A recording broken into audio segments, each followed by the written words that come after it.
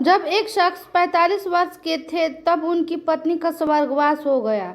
लोगों ने दूसरी शादी की सलाह दी, परंतु उन्होंने यह कहकर मना कर दिया कि पुत्र के रूप में पत्नी की दी हुई भेंट मेरे पास है, इसके साथ पूरी जिंदगी अच्छे से कट जाएगी। पुत्र जब बड़ा हुआ तो पूरा कारोबार पुत्र के हवाले कर दिया। तो अपने दोस्तों के साथ ऑफिस जाकर कभी कभार समय बिता लिया करते थे।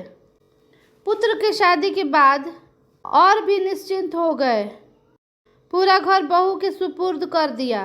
पुत्र की शादी के लगभग 1 वर्ष बाद दोपहर में खाना खा रहे थे। पुत्र भी लंच करने ऑफिस से आ गया था और मुंह हाथ धोकर खाना खाने की तैयारी कर रहा था।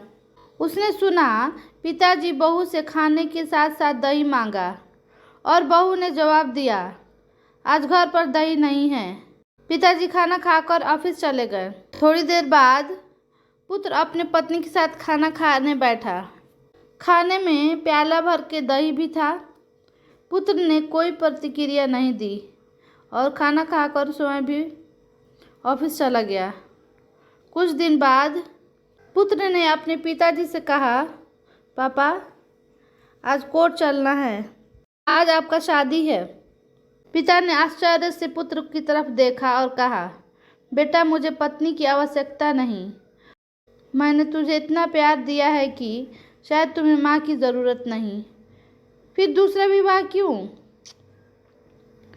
पुत्र ने कहा, पिताजी मैं न तो अपने लिए माँ ला रहा हूँ और न ही आपके लिए पत्नी, मैं तो केवल आपके लिए दही का इंतज़ाम कर रहा हूँ।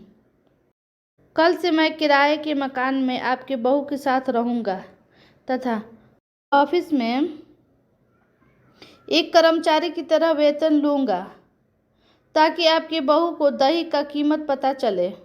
माँ बाप हमारे लिए एटीएम कार्ड बन सकते हैं तो हम उनके लिए